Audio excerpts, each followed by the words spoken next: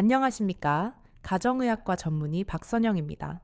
매일 아침 공복에 삼키는 그 작은 알약 하나가 사실은 당신의 수명을 조용히 갉아먹고 있다면 그 사실을 어르신들은 믿으시겠습니까? 오늘 저는 오랫동안 환자분들을 진료하며 깨달은 불편한 진실 한 가지를 말씀드리려 합니다. 우리가 건강을 위해 챙겨 먹는 그 영양제들이 오히려 우리 몸, 특히 어르신들의 몸을 망가뜨리고 있다는 충격적인 사실 말입니다. 다들 처음엔 같은 말씀을 하십니다. 박 원장, 이거 몸에 좋은 거잖아. 비싼 거야. 남들도 다 먹는데 나만 안 먹으면 불안해서 그래.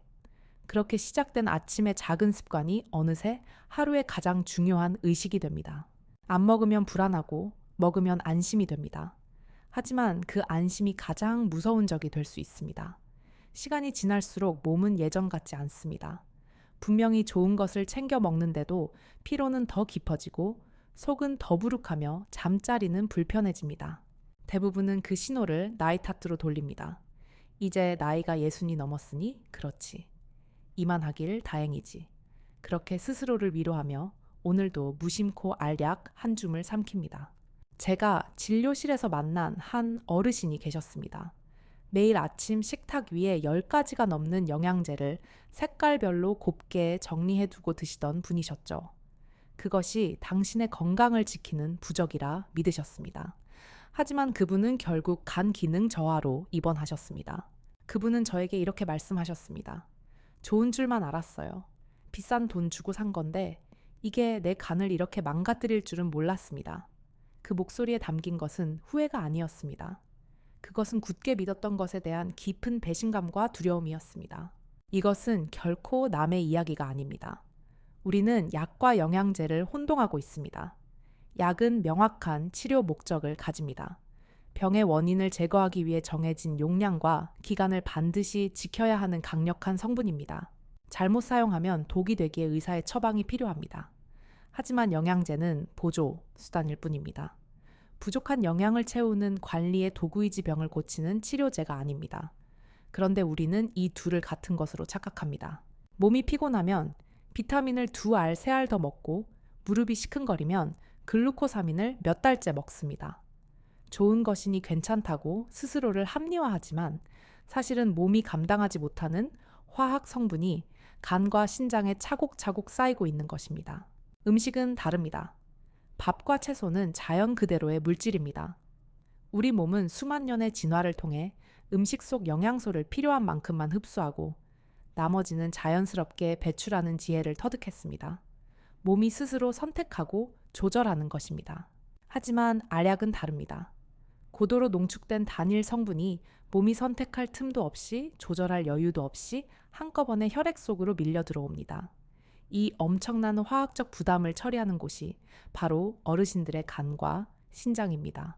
특히 연세가 60을 넘어가면 이야기가 달라집니다. 젊을 때의 절반 수준으로 대사 속도가 느려지고 해독 능력은 현저히 떨어집니다. 젊을 때는 거뜬히 처리했던 양도 이제는 몸을 지치게 하는 독소로 작용합니다. 그 독소는 처음엔 조용히 쌓입니다. 그러다 만성피로, 소화불량 불면증, 피부 가려움증 같은 신호로 나타납니다. 몸은 계속해서 그만 넣어달라고 비명을 지르지만 우리는 그 신호를 노화로 오해하고 또 다른 영양제를 입에 털어 넣습니다. 제가 기억하는 또 다른 어르신은 식사보다 영양제를 더 신뢰하셨습니다. 밥은 독소가 있지만 이건 깨끗하게 정제된 거잖아. 그 믿음으로 비타민, 루테인, 칼슘, 오메가를 마치 식사처럼 챙겨 드셨습니다. 하지만 몇 달이 지나지 않아 그분은 입맛을 잃었습니다. 속이 늘 메스껍고 기운이 하나도 없다고 하셨습니다.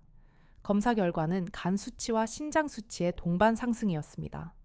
몸은 그렇게 조용히 하지만 정직하게 과부하가 걸렸다는 신호를 보냈던 것입니다. 아무리 좋은 성분이라도 과하면 해가 됩니다. 몸이 필요로 하는 것은 고가의 알약이 아니라 매일의 균형입니다. 새끼 식사에 색이 다른 채소를 더하고 하루 한 번은 좋은 단백질을 챙기고 2시간마다 물 한 컵을 마시는 단순한 습관. 이것이 수백만 원짜리 영양제보다 강력한 보약입니다. 천연이라는 말에도 속지 마십시오. 식물에서 추출했다는 말로 포장해도 고농축 과정을 거치면 결국 화학 성분입니다. 몸은 그것이 어디서 왔는지보다 얼마나 많이, 얼마나 갑자기 들어왔는지를 더 중요하게 판단합니다. 지금 어르신들의 식탁 위에 놓인 약통을 떠올려 보십시오. 그중 정말 의사가 처방한 약은 몇 개입니까? 단지 좋다는 말 하나, 불안하다는 마음 하나로 계속해서 삼키고 있는 보조제는 없으십니까? 건강은 약통 속에 있지 않습니다. 매일의 식사와 꾸준한 생활 속에 있습니다. 자, 그럼 지금부터 본격적으로 어르신들의 건강을 조용히 무너뜨리고 있는 죽음을 부를 수도 있는 5가지 영양제의 진짜 위험성을 하나씩 파헤쳐 보겠습니다. 첫 번째부터 마지막까지 모두 중요한 내용이니 끝까지 집중해서 들어주시길 바랍니다. 첫째, 관절염의 배신 글루코사민입니다. 무릎이 시리고 삐걱거릴 때, 계단을 오르내리기 두려울 때 많은 분들이 지푸라기라도 잡는 심정으로 가장 먼저 찾는 것이 바로 이 글루코사민입니다. 관절을 부드럽게 하고 연골을 지켜준다는 광고는 마치 이것만 먹으면 다시 청춘처럼 걸을 수 있을 것처럼 우리를 현혹합니다. 하지만 그 광고는 현실의 절반만 보여줄 뿐입니다. 글루코사민은 본래 우리 몸의 연골 성분 중 하나입니다. 그래서 처음엔 관절에 도움을 줄 거라 믿었습니다. 하지만 수많은 대규모 연구 결과는 처참했습니다. 효과가 거의 없거나 밀가루로 만든 가짜 약 위약과 전혀 차이가 없다는 결론이 반복해서 나왔습니다. 지난 2006년 미국 국립보건원 NIH에서는 무려 1,600명에 가까운 환자들을 대상으로 6달 동안 대규모 임상시험을 진행했습니다. 결과는 충격적이었습니다. 글루코사민을 먹은 환자 그룹과 밀가루로 만든 가짜 약을 먹은 환자 그룹 간의 통증 감소 효과는 거의 차이가 없었습니다. 글루코사민을 먹은 환자의 64%가 통증이 줄었다고 답했지만 가짜 약을 먹은 환자들 역시 60%가 통증이 줄었다고 경험했기 때문입니다. 고작 4%의 차이. 이것은 통계적으로 아무런 의미가 없는 수치입니다. 즉, 어르신들이 느낀 효과는 약효 때문이 아니라 좋아질 것이라는 믿음이 만들어낸 위약 효과일 가능성이 매우 높다는 뜻입니다. 심지어 2010년 스위스 베른 대학 연구팀은 과거에 진행된 10건의 연구를 종합 분석했습니다. 3,800명이 넘는 환자들의 데이터를 분석한 결과 글루코사민은 임상적으로 아무런 효과가 없다고 단호하게 결론 내렸습니다. 효과가 없는 것은 그나마 다행입니다. 더 큰 문제는 바로 부작용입니다. 연구팀은 위가 약한 환자가 글루코사민을 장기간 복용하면 위장 장애가 더욱 심해진다고 지적했습니다. 속쓰림 메스꺼움 복부 팽만감이 대표적입니다. 몸속에서 실제로 연골로 바뀌는 양은 극히 적고 나머지 불필요한 성분은 모두 간과 신장이 해독해야 하는 짐으로 남습니다. 바로 그 부담이 문제입니다. 글루코사민을 장기간 고용량으로 먹으면 간과 신장은 이 화학 성분을 처리하느라 지칩니다. 특히 해독 능력이 절반 이하로 떨어진 60살 이후의 어르신들에게는 젊은 사람들의 2배, 3배의 부담이 됩니다. 제가 진료했던 한 70살 어르신은 퇴행성 관절염으로 글루코사민을 1년 넘게 매일 복용하셨습니다. 처음엔 통증이 줄어드는 것 같다고 하셨지만 몇 달 후 극심한 피로감과 식욕 저하를 호소하셨습니다. 결국 알약을 끊고 식습관을 바꾸자 몸이 서서히 돌아오기 시작했습니다. 그분은 좋은 줄만 알았는데 내 몸을 이렇게 힘들게 할 줄은 몰랐다며 눈시울을 붉히셨습니다. 더욱 치명적인 위험이 있습니다. 글루코사민은 대부분 사우나계의 껍질에서 추출합니다. 따라서 해산물 알레르기가 있는 분들은 절대로 복용해서는 안 됩니다. 피부가 부어오르고 숨이 막히는 심각한 알레르기 반응을 겪을 수 있으며 심한 경우 호흡 곤란으로 생명이 위험할 수도 있습니다. 또한 글루코사민은 당질의 일종입니다. 혈당에 직접적인 영향을 줄 수 있습니다. 당뇨 약을 드시는 어르신들이 함께 복용할 경우 혈당 수치가 불안정해지거나 약의 효과가 떨어질 수 있어 극히 위험합니다. 그렇다면 관절은 어떻게 지켜야 할까요? 가장 먼저 해야 할 일은 체중 관리입니다. 체중이 1kg 늘면 무릎이 받는 압력은 최대 6kg까지 늘어납니다. 알약을 찾기 전에 체중계 위에 먼저 올라서야 합니다. 하루 30분 이상 걷기 운동은 관절에 무리를 주지 않으면서도 무릎 주변 근육을 단단하게 만듭니다. 근육이야말로 연골을 지키는 가장 튼튼한 갑옷입니다. 수영이나 물속 걷기는 더욱 좋습니다. 물의 부력이 체중을 받쳐주어 관절 부담 없이 근육만 고르게 발달시킵니다. 음식으로도 충분히 도움을 줄 수 있습니다. 연어, 고등어, 꽁치 같은 등푸른 생선 속 오메가3 지방산은 관절의 염증을 줄여 통증을 완화하는 천연 한겸증제입니다. 시금치, 브로콜리 같은 녹색 채소에 비타민 K는 뼈 건강에 필수적입니다. 이런 음식은 몸이 천천히 흡수하고 부담 없이 배출되어 간과 신장을 지켜줍니다. 결국 관절을 지키는 것은 알약이 아니라 꾸준히 움직이고 제대로 먹는 습관입니다. 둘째, 과유불급의 함정 고용량 비타민입니다. 비타민이 몸에 좋다는 말은 지난 수십 년간 우리에게 진리처럼 각인되었습니다. 피곤할 때, 기운이 없을 때 우리는 너무나 쉽게 고함량 비타민을 찾습니다.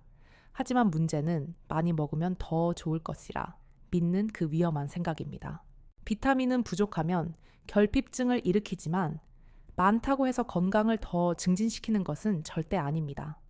한때 비타민 A나 베타카로틴 성분이 노화를 늦추고 심장을 지켜준다는 말이 유행했습니다. 하지만 오랜 기간에 걸친 대규모 연구 결과는 정반대의 사실을 보여주었습니다. 고용량 비타민을 장기간 복용한 사람들, 특히 흡연자들에게서 오히려 폐암 발병 위험이나 뇌출혈 위험이 더 높아졌다는 충격적인 사실이 밝혀졌습니다. 핀란드의 한 연구에서는 당근 5개 정도 분량의 고용량 베타카로틴을 매일 복용한 흡연자들에게서 폐암 사망 위험이 무려 40%나 높아졌습니다. 서울대학교 병원의 연구에서도 비타민 A를 하루 필요량의 10배 이상 단 몇 주만 복용해도 성인의 골반 골절 위험이 40%까지 증가할 수 있다고 경고했습니다. 뼈를 지키려다 뼈가 부러지는 셈입니다. 비타민 DD도 마찬가지입니다. 비타민 D는 지용성 비타민입니다. 물에 녹지 않고 우리 몸의 지방 조직에 차곡차곡 축적됩니다. 몸에 쌓이기 쉽기 때문에 하루 필요량의 5배 이상 먹지 않도록 엄격히 관리해야 합니다. 과량 섭취 시 체내 칼슘이 과도하게 축적되어 신장에 돌이 생기는 신장결석기나 신장 기능 자체를 망가뜨릴 수 있습니다. 비타민은 우리 몸의 균형을 맞추는 조력자입니다. 그런데 필요 이상이 들어오면 몸은 이걸 독소로 인식하고 해독해야 합니다. 간은 이 합성 비타민을 처리하느라 바빠지고 신장은 이것을 걸러내느라 지치기 시작합니다. 이 과정이 반복되면 몸속에 피로가 쌓이고 겉으로는 멀쩡해 보여도 속은 병들고 맙니다. 제가 만난 한 어르신은 비타민이 건강의 답이라고 믿으셨습니다. 아침, 점심, 저녁으로 고함량 비타민을 드셨죠. 처음엔 활력이 도는 것 같았지만 몇 달 후간 수치가 위험 수준으로 높아졌습니다. 원인은 단 하나, 고용량 비타민이었습니다. 그분은 좋다고 믿은 게 결국 나를 지치게 만들었다고 허탈해 하셨습니다. 비타민은 음식으로 섭취할 때 가장 안전하고 가장 효율적입니다. 신선한 채소와 과일, 통곡물, 생선, 달걀, 이 안에 우리 몸에 필요한 모든 비타민이 가장 이상적인 형태로 들어 있습니다. 당근, 호박, 시금치에는 비타민 A가 풍부하고 귤이나 딸기에는 비타민 C가 많습니다. 견과류에는 비타민 E가 우유나 버섯에는 비타민 D가 충분히 들어 있습니다. 이렇게 다양한 음식을 골고루 먹는 것이 가장 완벽한 비타민 보충법입니다. 특히 비타민 D는 햇빛이 주는 선물입니다. 하루 15분만 햇살 아래를 걸어보세요. 그것이 어떤 비타민 D 보충제보다 안전하고 강력한 힘을 줍니다. 몸은 정직합니다. 균형이 무너져서 피곤한 것인데 비타민이 부족해서 그렇다고 착각하고 또 알약을 입에 넣는 악순환을 이제는 끊으셔야 합니다. 셋째, 뼈를 노리는 칼슘의 역설입니다. 뼈 건강에 좋다고 해서 특히 골다공증을 걱정하는 어르신들이 하루도 빼먹지 않고 챙겨 드시는 것이 바로 이 칼슘 보충제입니다. 하지만 칼슘은 필요한 만큼만 있어야 건강을 지키고 그 선을 넘어서면 오히려 심장과 혈관을 공격하는 무서운 성분으로 돌변합니다. 칼슘은 물론 뼈와 치아를 만듭니다. 문제는 어떻게 섭취하느냐입니다. 음식에서 얻는 칼슘은 장에서 천천히 흡수되어 몸이 필요한 만큼만 사용하고 나머지는 배출됩니다. 하지만 보충제 형태의 칼슘은 다릅니다. 순식간에 혈액 속으로 흡수되어 혈중 칼슘 농도를 감당하기 어려울 정도로 급격하게 높여버립니다. 이때 미처 뼈로 가지 못하고 남은 칼슘이 마치 찌꺼기처럼 혈관 벽에 들러붙기 시작합니다. 혈관이 딱딱하게 굳어버리는 동맥경화의 시작입니다. 뼈를 튼튼하게 하려던 것이 심장으로 가는 혈관을 막아버리는 것입니다. 실제로 한 대규모 메타 분석 논문에서는 칼슘 보충제를 복용한 그룹이 그렇지 않은 그룹보다 심근경색 위험이 무려 31%나 높아진다는 충격적인 결과를 발표했습니다. 하루 1200mg 이상의 고용량 칼슘은 심혈관 위험을 높인다는 연구 결과가 수도 없이 보고되고 있습니다. 몇 해 전 골다공증이 걱정되어 매일 2번씩 칼슘제를 챙겨 드시던 한 어르신이 가슴이 답답하고 숨이 차다며 저를 찾아오셨습니다. 검사 결과는 놀라웠습니다. 심장 혈관 속이 하얗게 변해 있었습니다. 칼슘이 혈관 벽에 쌓여 석회처럼 굳어버린 것입니다. 그 어르신은 뼈를 지키려던 게 결국 내 심장을 조여왔다며 만견자실을 하셨습니다.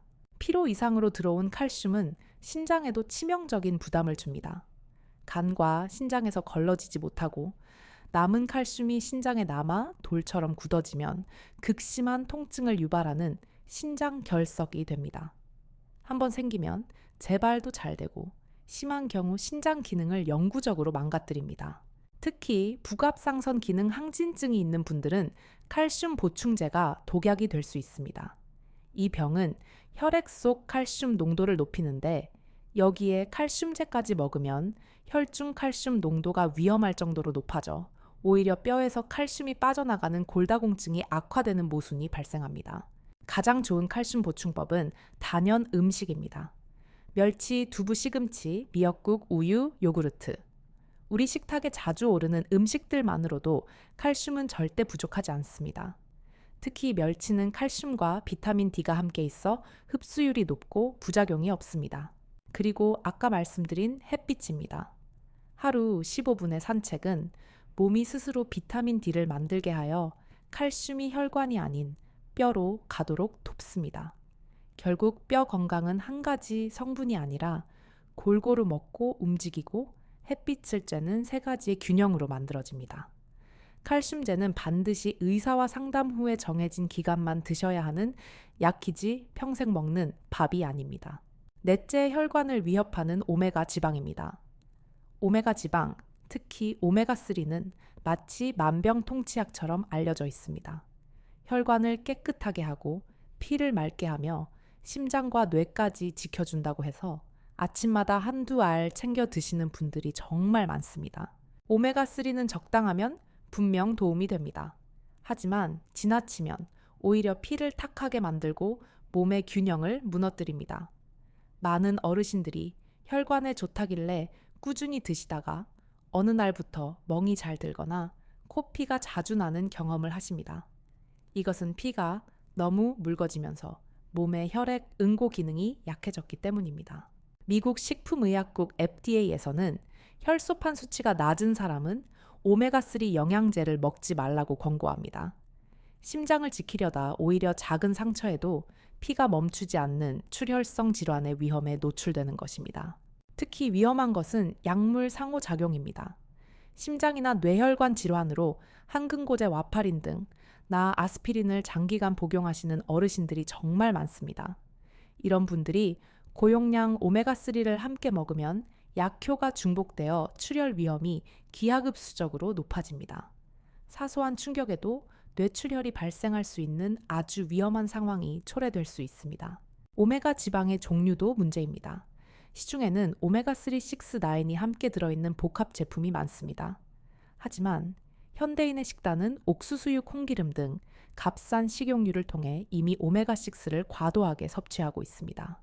오메가3와 오메가6의 이상적인 비율은 최대 1대 4 정도입니다. 하지만 이 비율이 무너져 오메가6가 많아지면 오히려 몸속 염증을 높이고 혈관을 막히게 하는 주범이 됩니다. 좋은 기름을 먹으려다 염증을 유발하는 기름을 더 붓는 꼴입니다. 한 어르신은 심장 건강을 위해 오메가를 하루 3알씩 1년 넘게 드셨습니다. 처음엔 혈압이 안정되는 듯 했지만 나중에는 자꾸 어지럽고 손에 멍이 들었습니다. 검사 결과 혈액 응고 수치가 정상보다 현저히 낮게 나왔습니다. 오메가가 피를 너무 묽게 만든 것입니다. 섭취를 중단하고 식사 조절을 하자 몸이 비로소 안정되기 시작했습니다. 그럼 오메가는 어떻게 섭취해야 할까요? 가장 안전하고 완벽한 방법은 생선입니다. 고등어, 꽁치, 연어, 참치 같은 등푸른 생선에는 가장 이상적인 형태의 오메가3가 단백질, 셀레늄 같은 다른 영양소와 균형을 이룬 채 들어 있습니다. 일주일에 2~3번만 손바닥 크기 정도로 드시면 충분합니다. 또한 가정에서 쓰는 식용유를 들기름이나 올리브유로 바꾸는 것만으로도 혈관 건강에 큰 도움이 됩니다. 호두나 아몬드 같은 견과류도 하루 한 줌 정도면 충분합니다. 오메가는 적당해야 약이 됩니다. 과하면 피를 묽게 하고 간을 지치게 하는 독이 될 수 있음을 명심해야 합니다. 5째, 모든 위험의 집합체 종합 영양제입니다. 마지막으로 가장 큰 함정, 바로 종합 영양제입니다. 비타민, 미네랄, 아연, 오메가까지 모두 한 알에 들어있다고 하니 이보다 더 편리하고 든든할 수 없다고 생각합니다. 이건 종합이라서 괜찮아. 부족한 걸 다 채워주잖아. 하지만 그 편리함과 안도감 속에 가장 큰 위험이 숨어 있습니다. 종합 영양제의 진짜 문제는 어르신들이 이미 따로 챙겨 드시는 다른 영양제와 성분이 겹친다는 것입니다. 비타민 A, A, D, D, E, E, K, K처럼 지용성. 성분은 물에 녹지 않고 몸의 지방에 계속 쌓입니다. 배출이 어렵기 때문에 겹쳐 먹을수록 몸속 농도가 독성 수준으로 높아집니다. 이것이 바로 원인 모를 피로, 두통, 메스꺼움, 피부 건조증 같은 이상 신호로 나타나는 것입니다. 겉보기엔 단순 피곤으로 느끼지만 실제로는 몸이 그만 넣어달라고 필사적으로 보내는 경고 신호입니다. 예전에 만난 한 어르신은 아침엔 종합 영양제, 점심엔 눈에 좋다고, 루테인 저녁엔 혈관에 좋다고 오메가를 드셨습니다. 그런데 이 3가지 알약 모두에 비타민 A와 비타민 E가 중복으로 들어있었습니다. 결국 이분은 하루 권장량의 3배가 넘는 양을 매일같이 섭취한 셈입니다. 몇 달 후 눈이 침침하고 입이 마르는 증상으로 병원을 찾았다가 간 수치 상승 진단을 받으셨습니다. 종합 영양제는 안심용 알약이 아닙니다. 특히 만성 질환으로 약을 드시는 분들은 더욱 조심해야 합니다. 고지혈증 치료제는 지용성 비타민의 흡수율을 낮출 수 있습니다. 와파린 같은 혈액 응고 약물과 비타민 K를 함께 먹으면 약의 효과가 방해받아 혈전이 생길 수 있습니다. 그럼 어떻게 해야 할까요? 첫째, 지금 당장 어르신들이 드시는 모든 영양제통을 꺼내어 성분표를 비교하고 중복되는 성분이 있는지 반드시 확인하셔야 합니다. 둘째, 종합 영양제는 매일 먹는 것이 아니라 식사가 불규칙하거나 몸이 극도로 지칠 때 잠시 보조용으로만 드셔야 합니다. 셋째, 가능한 한 음식으로 영양을 채우십시오. 콩, 견과류, 생선, 채소, 계란. 이 5가지만 식탁에 골고루 올려도 대부분의 영양은 충분히 채워집니다. 아침에 계란 1개와 채소 점심에 생선이나 고기와 나물 저녁에 두부나 콩 요리를 곁들이는 것이 그 어떤 종합 영양제보다 완벽합니다. 넷째, 가장 중요한 것입니다. 만성 질환으로 약을 드신다면 영양제 하나를 추가할 때도 반드시 주치의나 약사와 상담하십시오. 여러분의 몸은 기계가 아닙니다. 이것저것 넣는다고 무조건 좋아지지 않습니다. 오히려 넘쳐서 병이 됩니다. 오늘 저는 어르신들이 건강을 위해 챙겨 드시는 글루코사민 고용량, 비타민, 칼슘, 오메가 지방, 그리고 종합 영양제, 이 5가지의 위험성에 대해 말씀드렸습니다. 이것들이 무조건 나쁘다는 말이 아닙니다.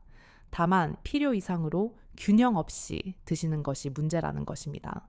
내일 아침 알약을 입에 넣기 전에 단 한 번만 멈춰서서 생각해 보십시오. 이것이 정말 내 몸이 원하는 것일까? 아니면 그저 나의 불안감이 먹는 것일까? 그 한 번의 멈춤, 한 번의 질문이 어르신들의 건강을 되찾는 위대한 시작이 될 것입니다. 건강은 약통에서 나오지 않습니다.